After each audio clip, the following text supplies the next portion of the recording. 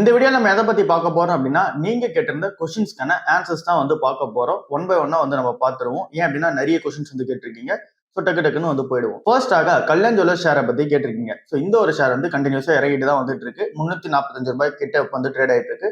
So இந்த டைம்ல இப்போ வந்து என்ன பண்ணலாம்? இப்போ வந்து ஆப்பர்ச்சுனிட்டி டைமா? ஏன் அப்படின்னா விழுந்துட்டே இருக்கு அப்படின்னும் போது இது ஆப்பர்ச்சுனிட்டி டைமா அப்படின்னு சொல்லி கேட்டுட்டு இருக்கீங்க. ஸோ அந்த கேள்விக்கான ஆன்சர் என்ன அப்படின்னா, இப்போ இருக்க பிரைஸ் வந்து 26 வந்து இருக்கு. ஸோ இந்த ஒரு கம்பெனி இந்த பிரைஸ்ல கன்சிடர் பண்ணது கொஞ்சம் காஸ்ட்லியா தான் வந்து இருக்கு. ₹300 கீழே போகட்டும். அந்த டைம்ல என்ன ஏதுன்னு பார்த்தப்போ இப்போதைக்கு கொஞ்சம் காஸ்ட்லியா தான் வந்து இருக்கு. ஸோ இந்த ஒரு கம்பெனியோட ரிசல்ட்ஸ் எல்லாமே சூப்பரா தான் வந்து இருக்கு. இந்த கம்பெனியோட பெர்ஃபார்மன்ஸ் எல்லாமே சூப்பரா தான் வந்து இருக்கு. இந்த ஒரு Q4மே சூப்பரா தான் இருந்துச்சு. எல்லா மெட்ரிக்ஸுமே ஓகே. பட் ஆனா இப்போ இருக்கிற பிரைஸ் வேணா கொஞ்சம் வந்து நம்ம கன்சிடர் பண்றதுக்கான டைம் வெயிட் பண்ணுவோம். அடுத்ததா சென்கோ கோல்ட் கம்பெனியை பத்தி கேட்டுருக்கீங்க. ஸோ இந்த ஒரு ஸ்டாக்கை பொறுத்தல மார்க்கெட் கேப் ரொம்ப சின்ன ஒரு கம்பெனி. கல்யாண் ஜுவல்லர்ஸ் கூட இதை வந்து கம்பேரிசனே பண்ண முடியாது. பட் ஆனால் கம்பேர் பண்ணி வந்து கேட்டுட்டு இருந்தீங்க. ஸோ இப்போ சென்கோ கோல்டை பொறுத்தல 5400 கோடி ரூபாய் மார்க்கெட் கேப், ₹335 வந்து இப்போ ட்ரேட் ஆயிட்டு இருக்கு. ஸோ பிரைஸ் ட்ரேடிங்ஸ் 11 தான். ஸோ அப்படியே பார்க்கும்போது கொஞ்சம் கம்மியா இருக்கும். கல்யாண் ஜுவல்லர்ஸ் 26, பட் ஆனால் சென்கோ கோல்டு 11 போது உங்களுக்கு கம்மியா தெரியும். பட் ஆனால் இந்த ஒரு ஸ்டாக்ல பிரச்சனை இருக்கு. அது என்ன அப்படின்னா டெப்ட் ஈக்விட்டி ரேஷியோ நீங்க செக் பண்ணி பார்க்கணும். 1.1க்கு மேல வந்திருக்கு. கடன் அதிகமா உள்ள ஒரு கம்பெனியா வந்திருக்காங்க. ஸோ இந்த ஒரு கம்பெனி என்னதான் இந்த ப்ராஃபிட் பண்ணாலுமே அது வந்து இங்க ப்ராஃபிட்டா வந்து காமிக்கும் போது இந்த கம்பெனி கிட்ட கடன் அதிகமா இருக்கு. ரீசனால அங்க அதிகமா போயிடும். அதனால இந்த ஒரு கம்பெனில இன்னும் கடன் அதிகமா தான் இருக்கு. அதனால இதை வந்து நம்ம கன்சிடர் பண்ணாம வெயிட் பண்ணி பார்க்க தான் பெட்டரா இருக்கு. அடுத்ததா டாடா ஸ்டீல் கம்பெனி ₹217 வந்து ட்ரேட் ஆயிட்டு இருக்கு. பிரைஸ் ட்ரேடிங்ஸ் வந்து 23 வந்து இருக்கு. இப்போ இந்த டைம்ல இந்த ஸ்டாக்கை என்ன பண்ணலாம்? இப்போதைக்கு நம்ம வெயிட் மோட்ல தான் இருக்கணும். ஏன் அப்படின்னா இந்த ஸ்டாக் வந்து ₹140, ₹150 இருக்கும்போது பிரைஸ் ட்ரேடிங்ஸ் வந்து 12 to 15 வந்து இருந்துச்சு. பட் ஆனால் இப்போ வந்து 23 வந்து இருக்கு. காஸ்ட்லியா வந்து இருக்கு.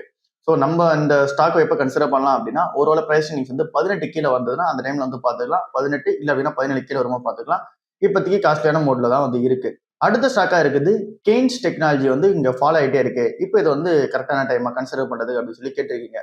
இங்க கெய்ன்ஸ் டெக்னாலஜி கம்பெனில நம்ம ஒரு விஷயம் வந்து புரிஞ்சுக்கணும். இது ரொம்பவே ஓவர் பிரைஸ்டான ஒரு ஸ்டாக். பிரைஸ் வந்து 60 வந்து இருக்கு. பிரைஸ் வந்து ₹3200 வந்து இருக்கு.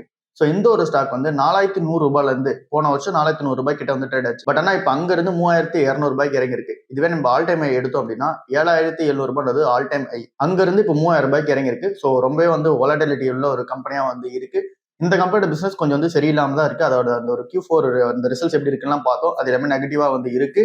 ஸோ அதனால இந்த ஒரு ஸ்டாக்கை பத்தி கன்சிடர் பண்ண தேவையில்ல. பிரைஸ் அதிகமாக தான் இருக்கு. 60 ரொம்ப அதிகம். வெயிட் பண்ணி பார்ப்போம். அடுத்ததா LTI Mindtree கம்பெனி. ஸோ இந்த ஒரு கம்பெனியோட பிரைஸ் வந்து 21 வந்து இருக்கு. ₹1,00,000 கோடி மேல மார்க்கெட் கேப். இவங்களுமே இங்க டாப் ஐடி பிளேயர்ல வந்துருவாங்க. ஸோ இந்த ஒரு கம்பெனி இப்போ ₹3968 வந்து ட்ரேட் ஆயிட்டு இருக்கு. ஸோ இந்த ஒரு ஸ்டாக்கை இப்போ கன்சிடர் பண்ணலாமா என்ற கேள்விக்கான ஆன்சர் வந்து கண்டிப்பா நீங்க வந்து ரொம்ப நாளா இதை ட்ராக் பண்ணிட்டு இருக்கீங்க அப்படின்னா இப்போ உங்களுக்கு வந்து ஒரு கன்சிடர் பண்ற ஸ்டேஜா வந்து கிடைச்சிருக்கு.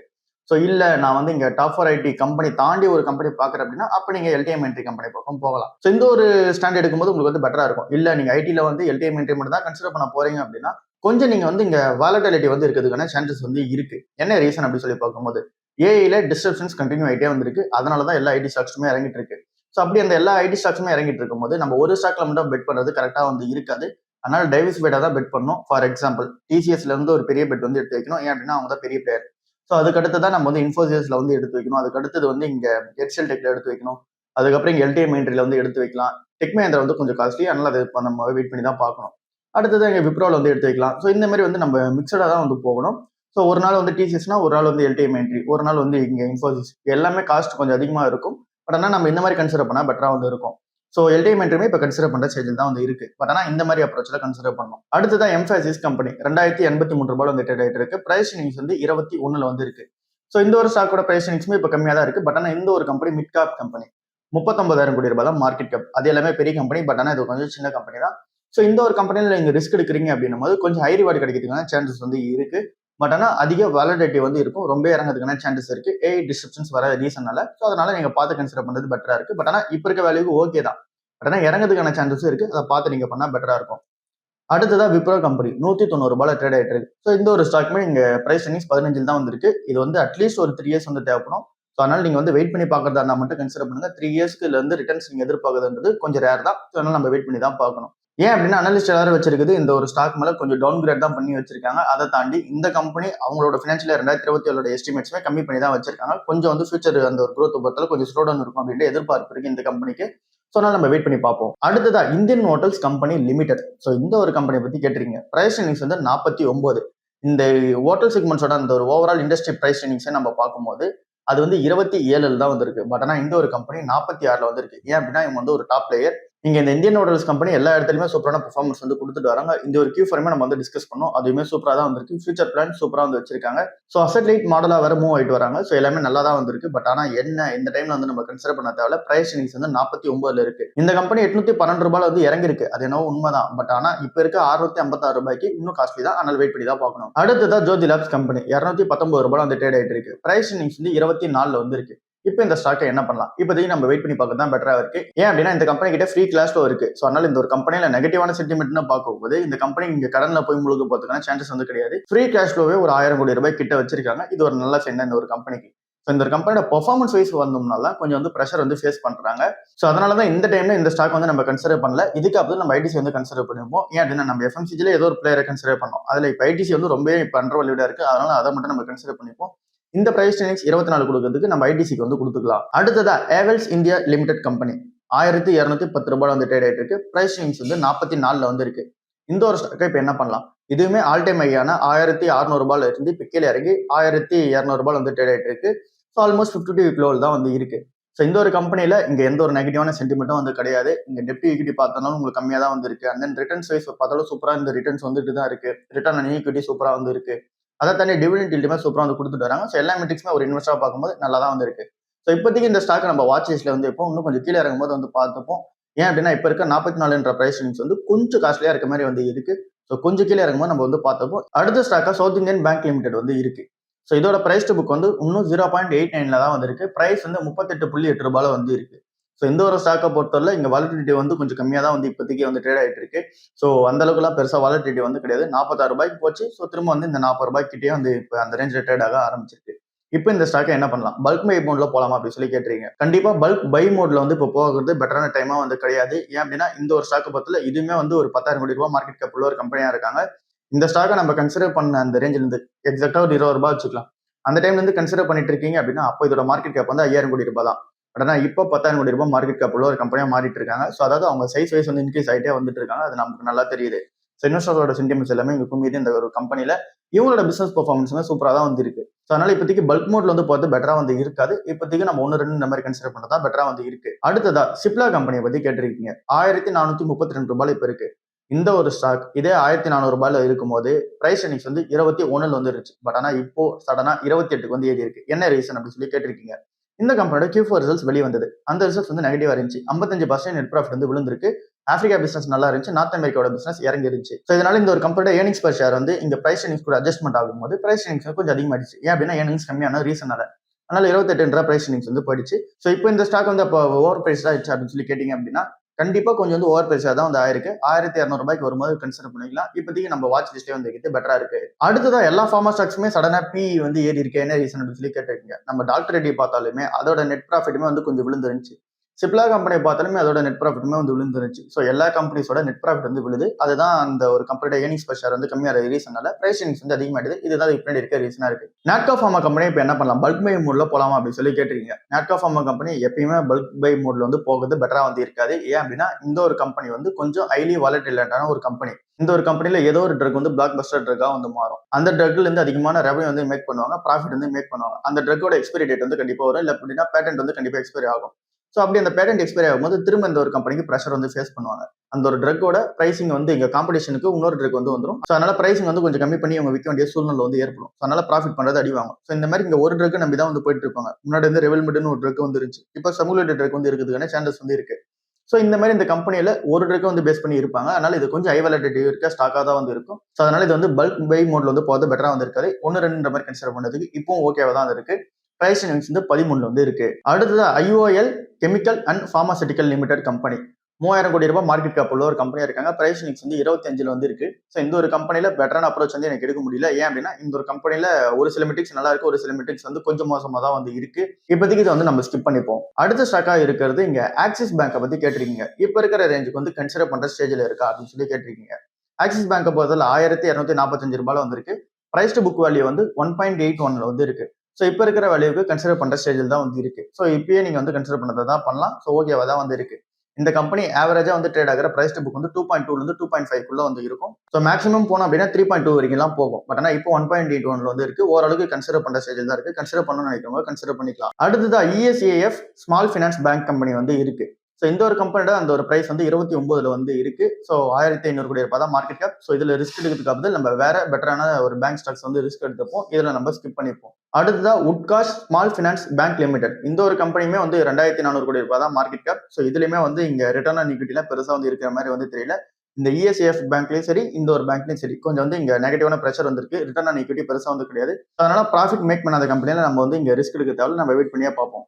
அடுத்ததுதான் இந்த Groww company Billion Brains Garage Ventures Limited. So இந்த ஒரு கம்பெனியை வந்து கன்சிடர் பண்ணலாமா? பிரைஸ் இன்டெக்ஸ் வந்து 56 வந்திருக்கு. கன்சிடர் பண்ணதால நம்ம வெயிட் பண்ணி பார்க்கறதே பெட்டரா வந்து இருக்கு. அடுத்ததான் இங்க கேபிட்டல் மார்க்கெட் ஸ்டாக்ஸை பத்தி மட்டுமே ஒரு வீடியோ வந்து டிஸ்கஸ் பண்ண சொல்லியிருந்தீங்க. லைக் வந்து இந்த grow, angel one, Motilal Oswal, அப்புறம் இங்க பிஎஸ்சி, இந்த மாதிரி ஸ்டாக்ஸ் எல்லாம் டிஸ்கஸ் பண்ண சொல்லியிருந்தீங்க. ஸோ இது எல்லாமே நம்ம ஒரு செப்பரேட்டான வீடியோ வந்து மேக் பண்ணுவோம். அதில் நம்ம வந்து டீட்டெயிலாக வந்து பார்ப்போம். அடுத்த கம்பெனி அங்கே கிளியர் எக்ஸ் சர்வீஸ் லிமிடெட்ன்ற ஒரு கம்பெனி வந்து இருக்கு. 1483 ரூபாய் இந்த ஸ்டாக் வந்து ட்ரேட் ஆயிட்டு இருக்கு. பிரைஸ் வந்து 19. இந்த ஒரு கம்பெனி பியூரா ஒரு பிபிஓ சர்வீஸ் கம்பெனி மாதிரியே நம்ம வந்து சொல்லலாம். இல்ல அப்படின்னா ஒரு பேக் அண்ட் ஆபரேஷன்ஸ் பண்ணக்கூடிய ஒரு கம்பெனின்னு சொல்லலாம். ட்ரெடிஷனல் ஐடி சர்வீசஸ் எல்லாம் என்ன பண்ணுவாங்க அப்படின்னா எல்லாருமே சாஃப்ட்வேர் சொல்யூஷன்ஸ் வந்து ப்ரொவைட் பண்ணுவாங்க பெரிய பெரிய கம்பெனிஸ்க்கு. பட் ஆனால் இவங்களோட சர்வீஸ் எப்படி இருக்கும் அப்படின்னா இங்க சாஃப்ட்வேர்ஸ் வந்து ப்ரொவைட் பண்ண மாட்டாங்க. அந்த கம்பெனியோட டோட்டல் பேக் அண்ட் ஆபரேஷன்ஸ் வந்து இங்க வந்து ஆப்ரேட் பண்ண ஆரம்பிப்பாங்க. அந்த ஒரு ஆபரேஷன்ஸா இவங்க எடுத்து பண்ணுவாங்க. ஃபினான்ஸ் கம்பெனிஸா இவங்களுக்கு மேஜரான கிளைண்டா வந்து இருப்பாங்க. ஸோ இந்த ஒரு கம்பெனியை பொறுத்தல இந்த பிரைஸுக்கு வந்து 19ன்றது ஓகேவா தான் வந்திருக்கு. பட் ஆனால் இதுல வந்து கிளியரான டிசிஷன்ஸ் வந்து எடுக்க முடியல. இதை பத்தி இன்னும் டீட்டெயிலா நம்ம வந்து ஸ்டடி பண்ணிட்டு அப்புறம் வந்து எடுப்போம். இப்போதைக்கு இந்த கம்பெனியை பொறுத்தல நீங்க ரொம்ப நாளா ட்ராக் பண்ணிட்டு இருக்கவங்களுக்கு ஓகேவா வந்திருக்கு. புது இன்வெஸ்டர்ஸ் வந்து இந்த ஸ்டாக்கை கன்சிடர் பண்ண போறீங்க அப்படின்னா இந்த ஒரு ஸ்டாக்கை பத்தி டீட்டெயிலா அண்டர்ஸ்டாண்டிங் பண்ணிட்டு அதுக்கப்புறம் கன்சிடர் பண்றது பெட்டரா இருக்கு. Valuation wise okay, business wise வந்து ஓகே. பட் ஆனால் இப்போதைக்கு நம்ம பார்த்து கன்சிடர் பண்றது பெட்டரா இருக்கு. அடுத்ததா பிஎஸ்சி லிமிடெட்ன்ற கம்பெனி வந்து இருக்கு. 4000 ரூபாய் வந்து இப்போ ட்ரேட் ஆயிட்டு இருக்கு. பிரைஸ் இன்டெக்ஸ் வந்து 65 வந்து இருக்கு.